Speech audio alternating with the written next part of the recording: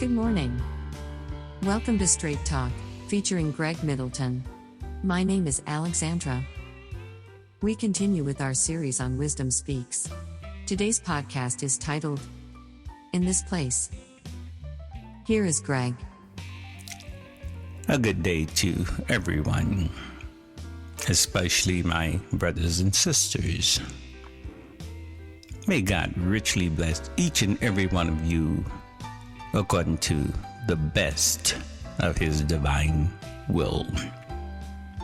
Today my topic is from the series Wisdom Speaks, and the title is In This Place.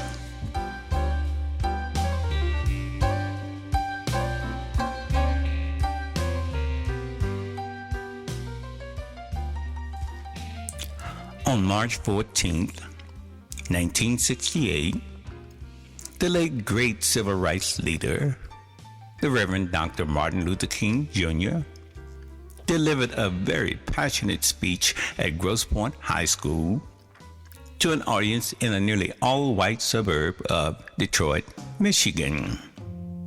As I was listening to a recording of Dr. King's speech, I was amazed at how eloquently he spoke.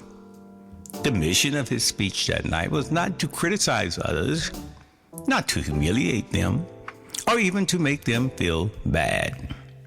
His only mission as a religious man was to try to bring them under the illuminating light of God's divine truth.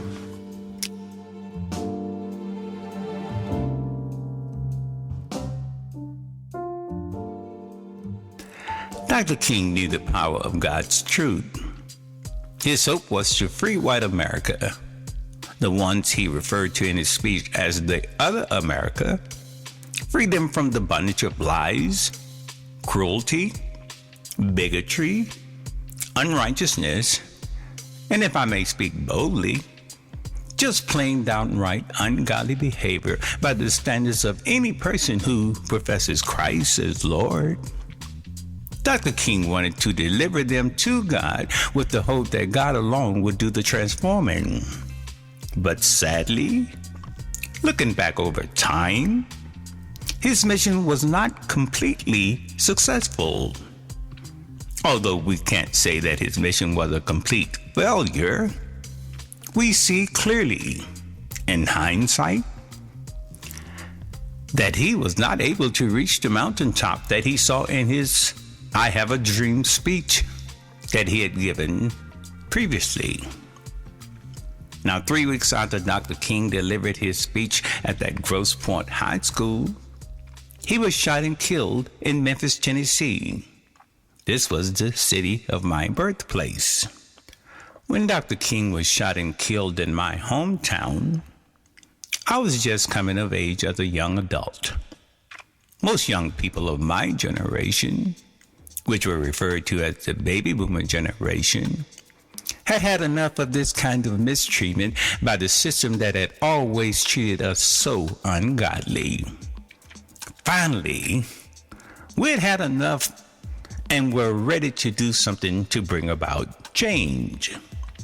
Many of the young people of that time were ready to get involved in the civil rights movement, no matter what form that might have taken. Though Dr. King's method was strictly for nonviolence, many of our youth thought that his methods were falling on deaf ears.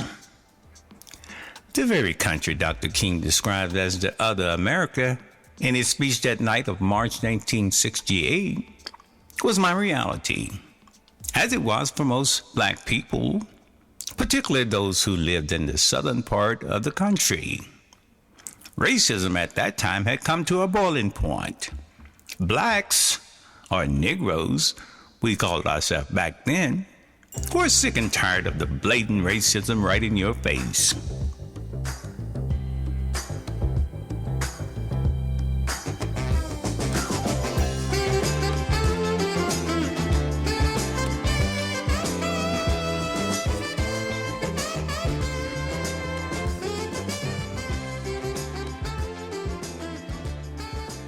White people would tell you that you were not like them, that you were inferior.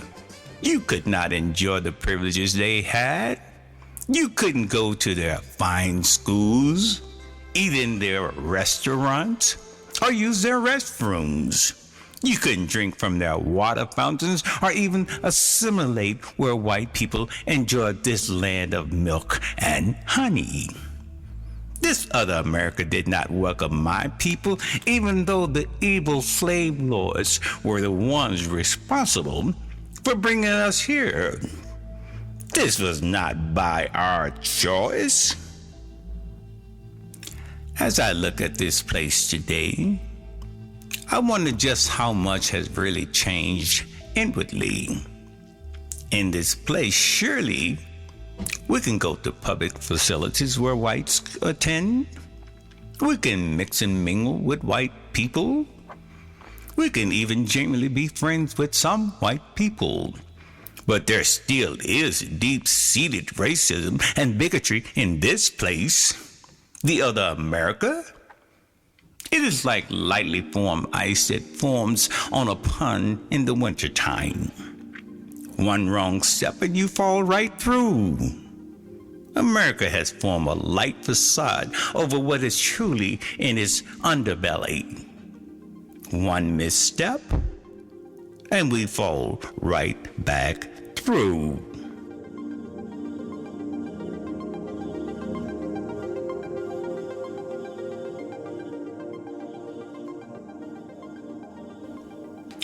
In this place today, nearly 54 years since the death of Martin Luther King Jr., has the dream he so eloquently spoke about come true?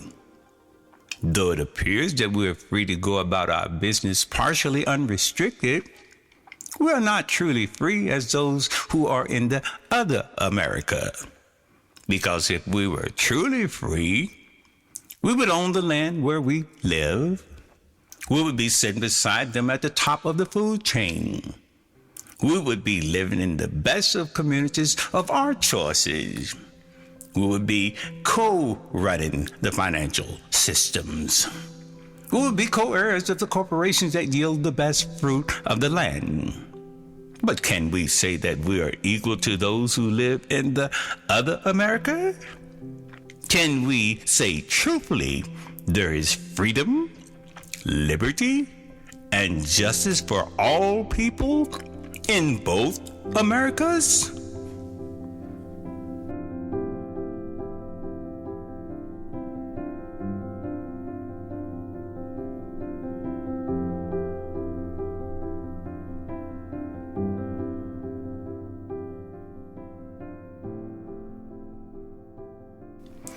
Well, let's take a deeper look at this place we occupy. Who populates most of the poor communities? Who make up most of the prison populations? Who are the least educated formally? Who has the least opportunities to succeed in this place? Who are the most accosted or killed by the police? Who are the worst treated by the criminal court system? Who must be twice as good to compete for half as much in this land? Although it might appear that we are free to move about laterally, where it counts most, we don't rise to a fraction of equality. Now, in the arts or sports arenas, we shine. Why? Because they need us to make the kinds of real wealth they possess. You will see very few, if any, owners of such organizations. You see so many of us on the public networks or in the arenas like gladiators were during the days of Caesar. They are happy to show us off as their trophies. But do they share with us their profits? Without what we provide, there would be no such profits.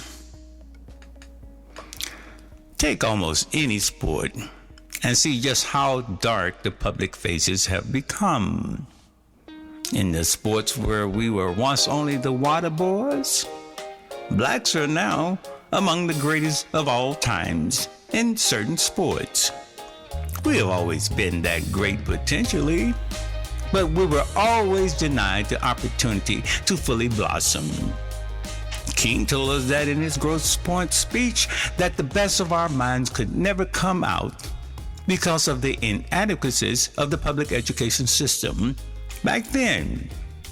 Though I know we have many geniuses amongst us today, how do we compare with those who have excelled over the past 400 years? They had a long running start on us, and yet we still are not that far behind them in the race. If they were ever to take their foot off our necks, who knows how close we would be today.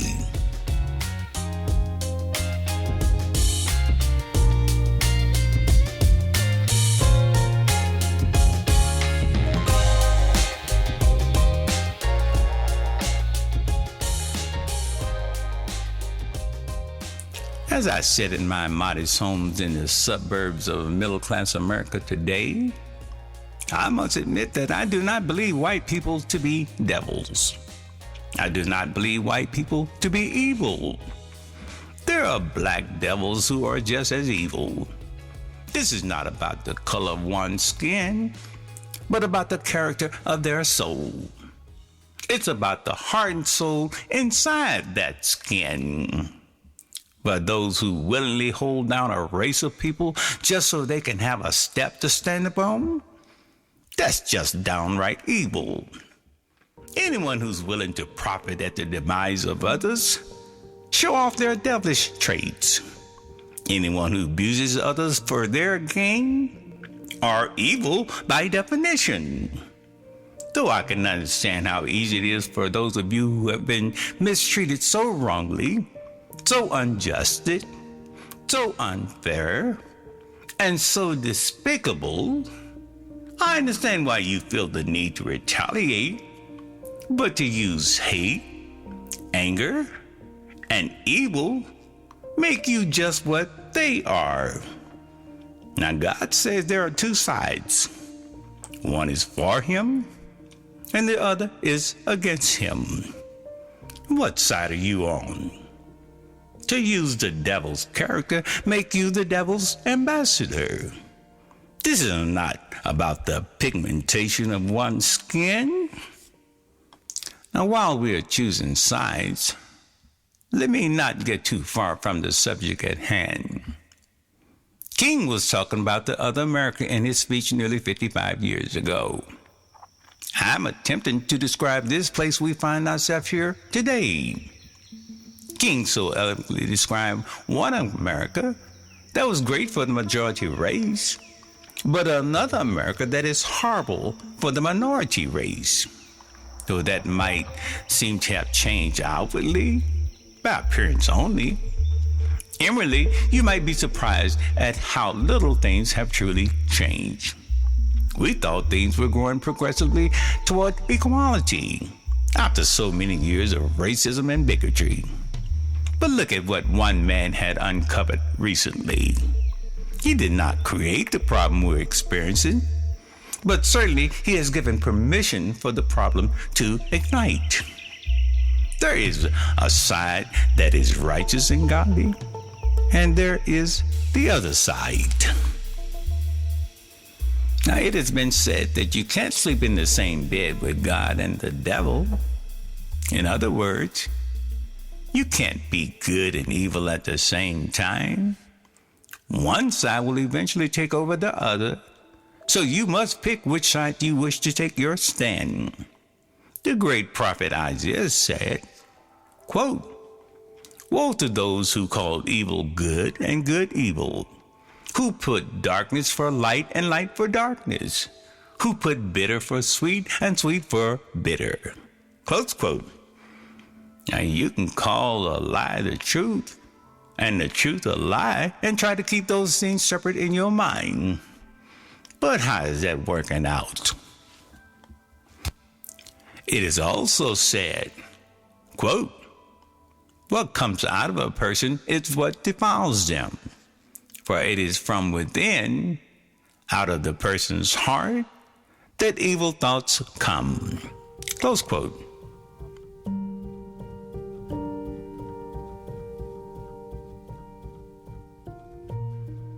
As we are trying to determine which side one should take their stand, let the beams fall where they may. God is only for the good. That we are most certain. Evil is not from God.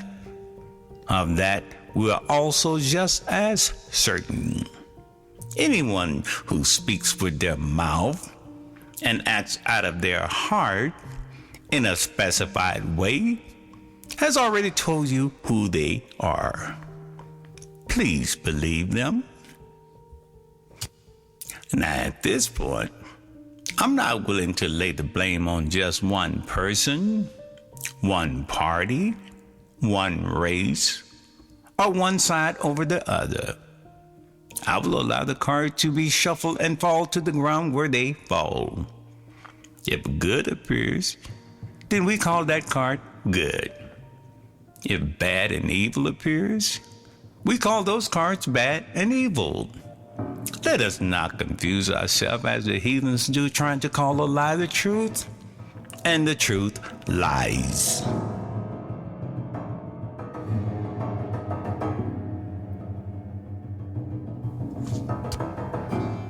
Now that the line should be clearly drawn, we can speak of what is in this place. King was a religious man, a Baptist preacher, who was the son of a preacher, whose father was also a preacher. He was the third generation that followed that line.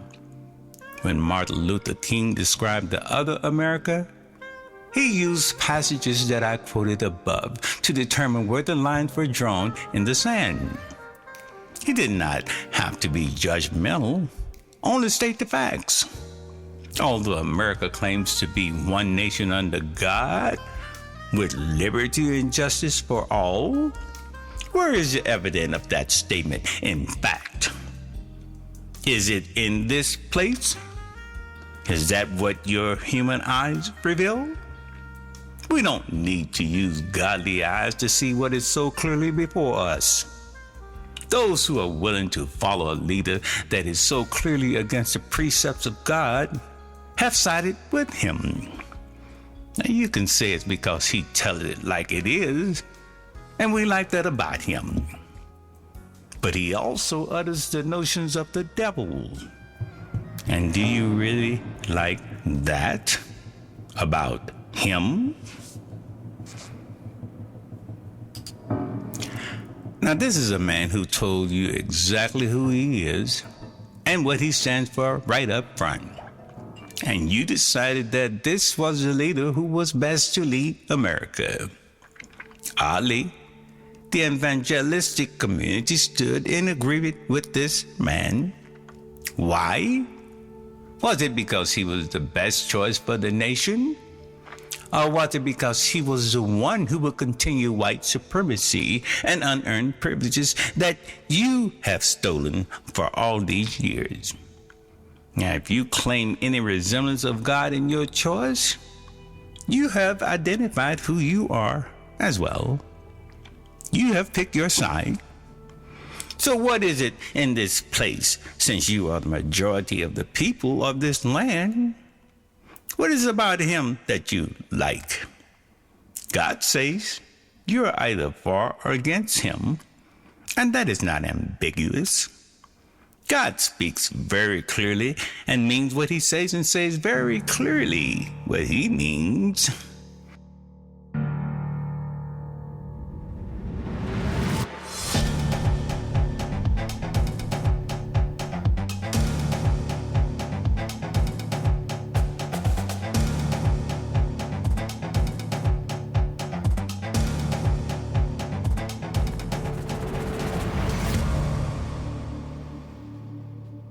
Now, we as citizens of a nation that claims to be one nation under God must determine what the great prophet Isaiah describes.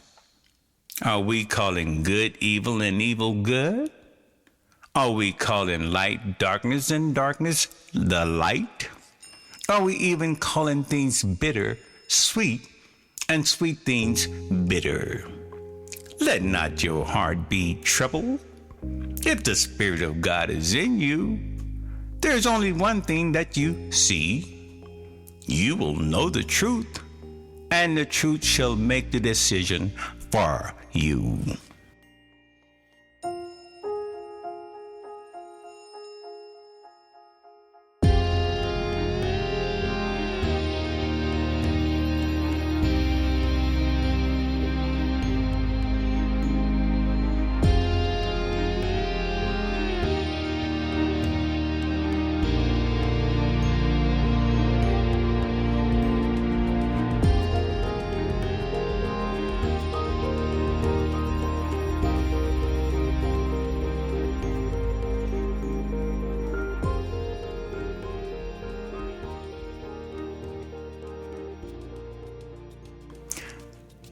So, what is it you see in this place?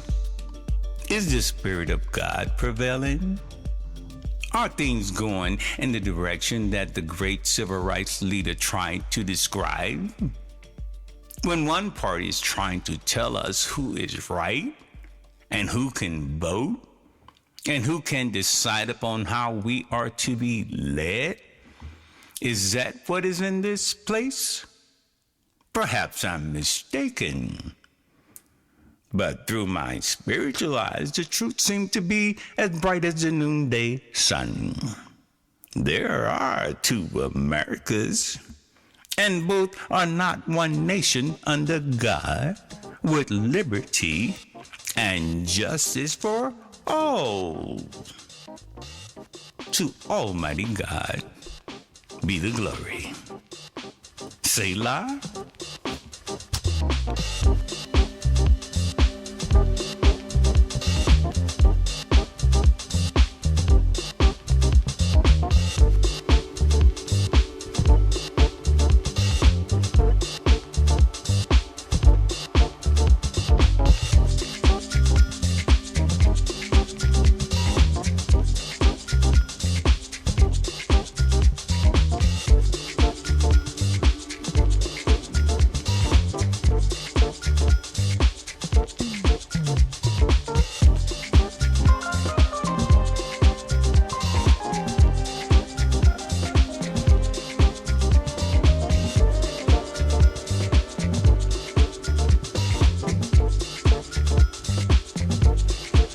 Black Native Americans have been all but ignored in this country.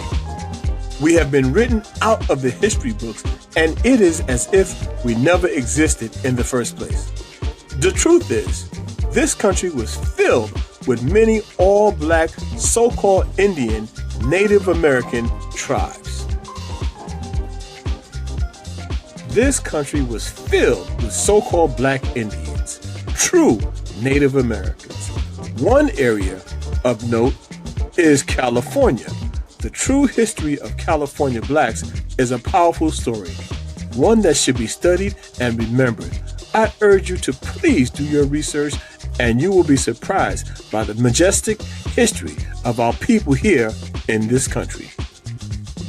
So you see, Black Native Americans not only lived here, but we thrived here. And we thrived for thousands of years before Columbus. You see, we weren't all brought on ships called Jesus, Liberty, Grace, Justice, or Mercy. Our ancestors were already here, natives to this land, long before Columbus. We do want to point out that there is evidence of other races in the Americas prior to the arrival of Columbus. There were Asians, Pacific Islanders, and there's even evidence of Europeans before Columbus. While we know that many of our ancestors did come in on slave ships, however, we know that there is proof that millions upon millions of our ancestors were here before Columbus, before the transatlantic slave trade. There are two Americas, and both are not one nation under God, with liberty and justice for all. To Almighty God be the glory. Selah.